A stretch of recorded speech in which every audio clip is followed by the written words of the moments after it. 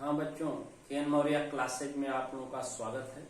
आज class 10th में हम लोग आगे के क्रम में पढ़ेंगे जंतुओं में रासायनिक समन्वय। इससे पहले पौधों में हम लोग रासायनिक समन्वय पढ़े थे, तंत्रिकी, नर्वस कंट्रोल और हार्मोन द्वारा कंट्रोल। उसी तरह से जंतुओं में पढ़ा जाएगा।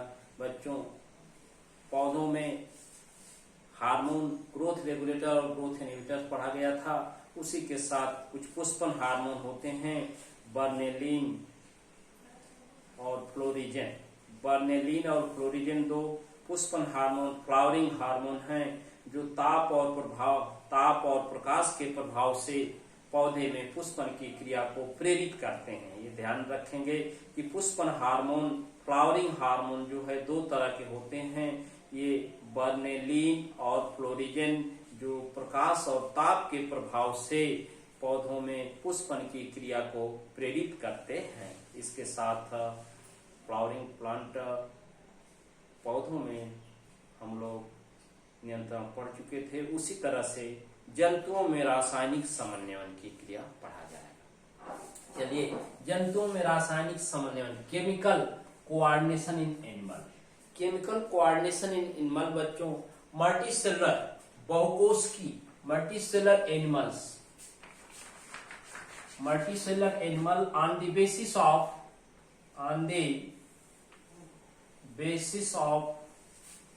increased complexity,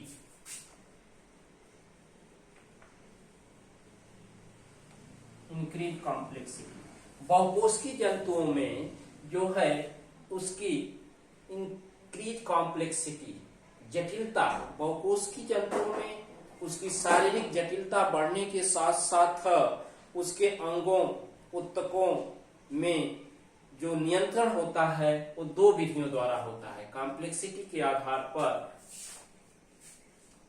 control of organ, control in organ and tissues.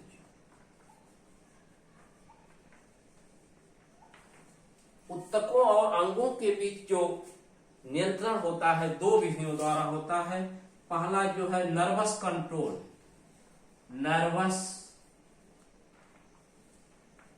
Control, ये तंत्रिका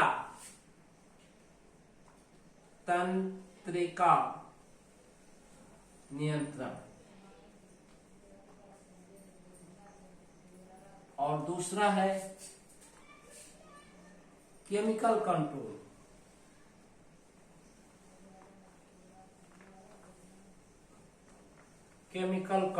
रासायनिक नियंत्रण,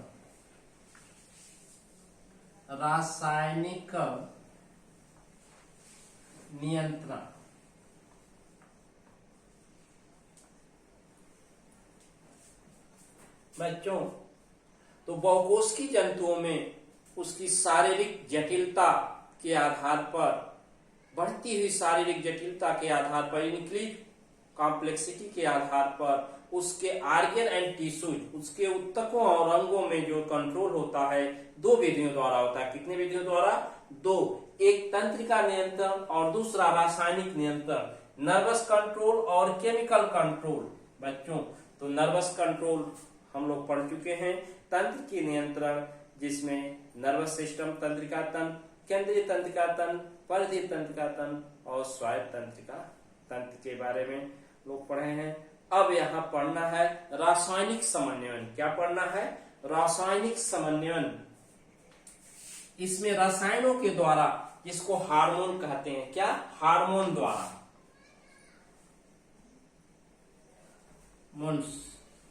हार्मोन्स द्वारा रासायनिक नियंत्रण की क्रियाविधि जो होती है हार्मोन्स द्वारा संपन्न होती है। ये हार्मोन अंतःस्रावी ग्रंथियों द्वारा स्रावित होकर ये रक्त में पहुंचा दिए जाते हैं और वहां से अंगों, उत्तकों तक पहुंचकर उसका नियंत्रण करने का कार्य करते हैं। तो बच्चों, आगे के क्रम में हम लोग पढ़ेंगे हार्मोन एंड अंतःस्रावी ग्रंथियां। Hormone and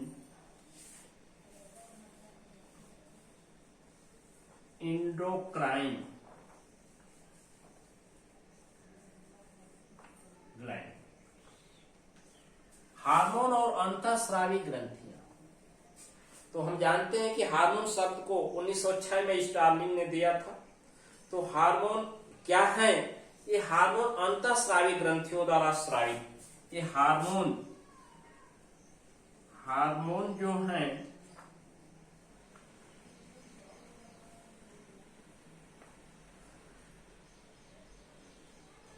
secreted by endocrine gland।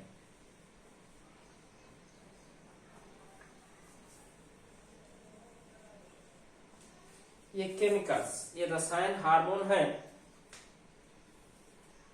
Secreted by endocrine gland. ये अंतःस्रावी ग्रंथियों द्वारा स्रावित होते हैं। और ये क्या होते हैं? स्टेरॉइड्स होते हैं, जटिल कार्बनिक पदार्थ होते हैं। ये क्या होते हैं? वेरी स्लो प्रोसेस, धीमी गति से कार्य करके अंगों को नियंत्रण करने का कार्य करते हैं। बच्चों, हार्मोन जंतुओं में रुधिर, ताप, पाचन, श्वसन के साथ साथ ग्रोथ रेगुलेटर्स के रूप में कार्य करते हैं। ये हार्मोन अंतःस्रावी ग्रंथियों द्वारा स्रावित होकर के डक्टेड ग्लैंड नलिका युक्त ग्रंथियां होती हैं और ये उस कार्यकर अंग तक पहुंचा दिए जाते हैं और धीरे धीरे ये कार्य करके उन अंगों का नियंत्रण करते रहते हैं। अब कुछ मनुष्य में पाए जाने वाली अंतःस्रावी ग्रंथियां हैं। कुछ मनुष्य में पाए जाने वाली सम इंडोक्राइन ग्लैंड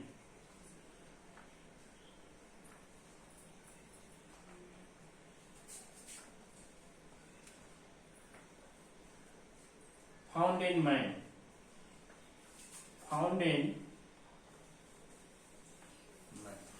कुछ मनुष्य में पाई जाने वाली अंतःस्रावी ग्रंथियां हैं।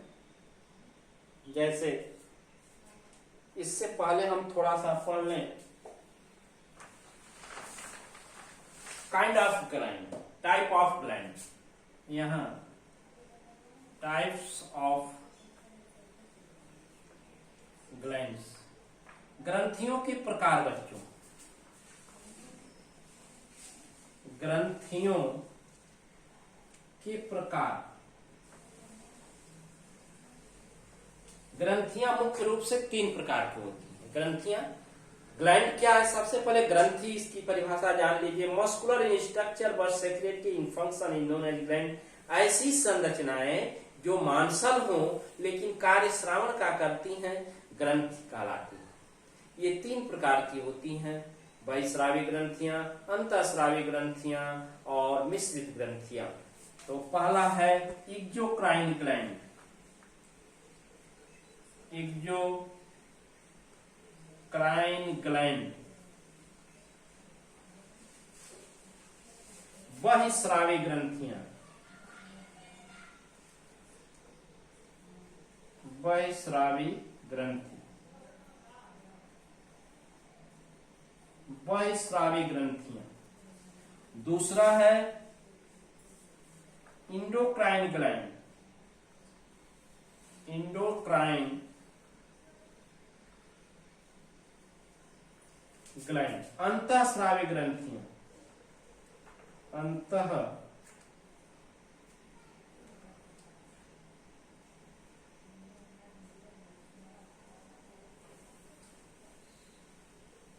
स्रावी ग्रंथियां, अंतःस्रावी ग्रंथियां। और तीसरा है mix type of gland, mixed type of gland, मिश्रित ग्रंथियां।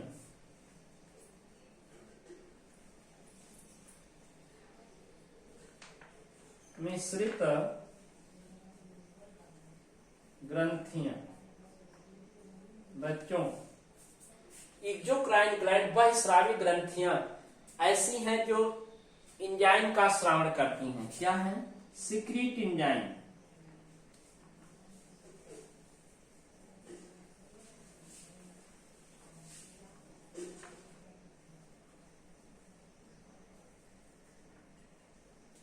सिक्रीट एंजाइम, ये एंजाइम का स्रावण करती हैं।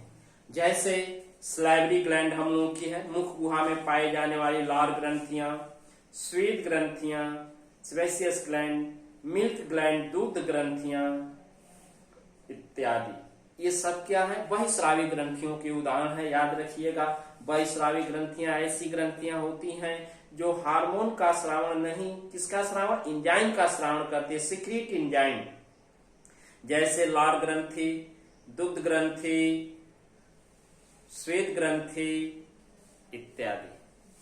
उसी तरह से इंडोक्राइन ग्लैंड, अंतःस्रावी ग्रंथियां, ऐसी ग्रंथियां जो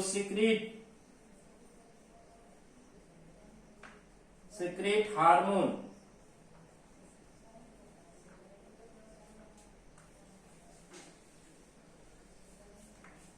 ऐसी ग्रंथियां जो हार्मोन का स्रावण करती हैं, ये क्या कहलाती हैं? अंतःस्रावी ग्रंथियां कहलाती हैं।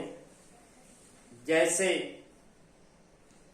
पीयूष ग्रंथ, pituitary gland, thyroid gland, adrenal gland, ठीक है, गोनाड्स, जनक ग्रंथियां, रिप्रोडक्टिव ग्लैंड, ये सब क्या है? अंतःस्रावी ग्रंथियां होती हैं। अब बच्चों, मिक्स टाइप ऑफ ग्लैंड, जो मिश्रित ग्लैंड सिक्रीट बोथ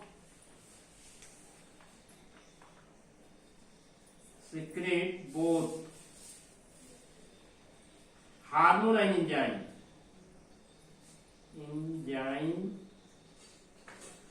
और हार्मोन।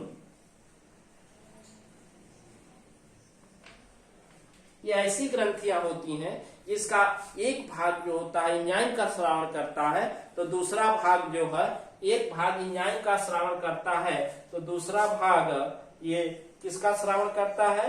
दूसरा भाग हार्मोन का स्रावण करता है। दूसरा भाग हार्मोन का स्रावण करता है, दूसरा भाग हार्मोन का स्रावण। इस तरह से बच्चों ये टाइप ऑफ ग्लैंड्स रही, एक्सोक्राइन ग्लैंड बहिस्रावी ग्रंथियां, इंडोक्राइन ग्लैंड अंतःस्रावी ग्रंथियां और मिश्रित ग्लैंड। इसका उदाहरण मिश्रित ग्लैंड का अग्नाशय होता है। क्या है? अग्नाशय, पैनक्रियाज, अग्नाशय। अग्नाशय का बाहरी भाग खाली पिंडकों से बना होता है जो एंजाइम का स्रावण करता है, और आंतरिक भाग जो है ये अल्फा बीटा गामा सेल्स से बना होता है जिससे हार्मोन का स्रावण होता है। इसलिए मिश्रित टाइप ऑफ ग्लैंड पैनक्रियाज को कहते हैं। याद रखिएगा, एक्सोक्राइन ग्लैंड में सलाइवरी ग्लैंड, इंडोक्राइन ग्लैंड में पिट्यूटरी ग्लैंड और मिक्स टाइप ऑफ ग्लैंड में पैनक्रियाज, अग्नाशय। तीनों का एक एक एग्जाम्पल जरूर याद रखेंगे। अब आगे के क्रम में हम लोग पढ़ेंगे ये हार्मोन एंड इंडोक्राइन ग्लैंड्स। अब बच्चों हम लोग पढ़ेंगे अंतःस्रावी ग्रंथियां, इंडोक्राइन ग्लैंड,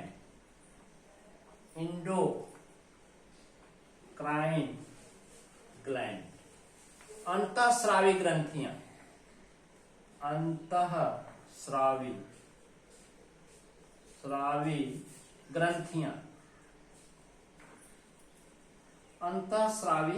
ग्रंथियां। अब बच्चों, ये मनुष्य में पाई जाने वाली अंतःस्रावी ग्रंथियां कई प्रकार की हैं। तो चलिए हम लोग चलते हैं। नंबर 1 आता है पिट्यूटरी ग्लैंड,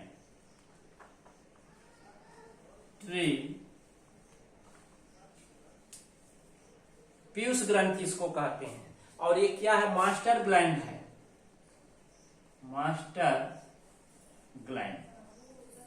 इसको मलिका ग्रंथि कहते हैं। क्या कहते हैं? पीयूष ग्रंथि, पिट्यूटरी ग्लैंड। दूसरा आता है थायराइड ग्लैंड,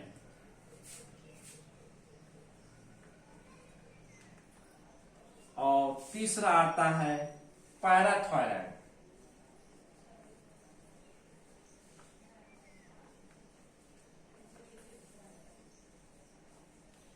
चौथा है अधिवृक्क ग्रंथि, एड्रिनल ग्लैंड, एड्रिनल ग्लैंड, इसको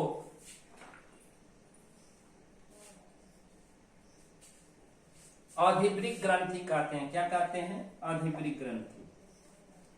पांचवा आपका आता है पीनियल बॉडी, पीनियल का, पीनियल बॉडी। और छठा आता है reproductive gland,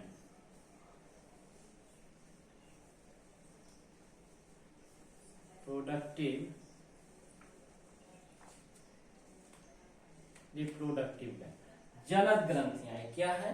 reproductive gland.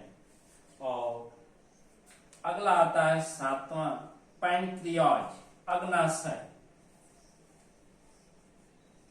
Pancreas, अग्नाशय। आठवां है श्लेष्मिक ग्लैंड ऑफ इंटेस्टाइन,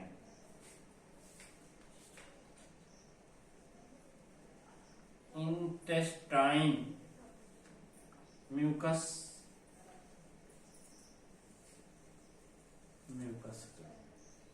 तो बच्चों ये इंडोक्राइन ग्लैंड तो मनुष्य में पाई जाने वाली अंतःस्रावी ग्रंथियां हैं। ये मनुष्य में पाई जाने वाली ये 8 प्रकार की अंतःस्रावी ग्रंथियां हैं। याद रखेंगे, पिट्यूटरी ग्लैंड जिसको पीयूष ग्रंथ, thyroid gland, parathyroid gland, adrenal gland जिसको अधिवृक्क ग्रंथ, पीनियल बॉडी, पीनियल का, रिप्रोडक्टिव ग्लैंड, जनन ग्रंथियां, और पैनक्रियाज, अग्नाशय, और intestine mucus gland. Mucus gland जो होती है इंटेस्टाइन की म्यूकस ग्लैंड, आहार नाल की श्लेष्मिक ग्रंथियां, इतनी आपकी 8 अंतःस्रावी ग्रंथियां हैं। तो मनुष्य में पाई जाने वाली ये ग्रंथियां हैं आपकी। इसमें हम लोग अब अगले वीडियो में पढ़ेंगे पीयूष ग्रंथि। पहला पढ़ा जाएगा पिट्यूटरी ग्लैंड। क्या पढ़ा जाएगा? Pituitary gland, pituitary gland. ये पिट्यूटरी ग्लैंड बच्चों श्रावण की दृष्टि से इसमें ये अधिक, इसके एंटीरियर लोब और पोस्टीरियर लोब से हार्मोन स्रावित होते हैं। एंटीरियर लोब से और पोस्टीरियर लोब से कुल मिलाकर 13 हार्मोन स्रावित होते हैं। इसीलिए इसको मास्टर ग्लैंड, मल्लिका ग्रंथि कहते हैं। मास्टर ग्लैंड, मल्लिका ग्रंथि कहते हैं। तो चलिए अब हम लोग अगले वीडियो में पढ़ेंगे, एक एक करके पढ़ा जाएगा। तो इस वीडियो को पूर्ण रूप से देखें और नोट्स तैयार करें। Thank you.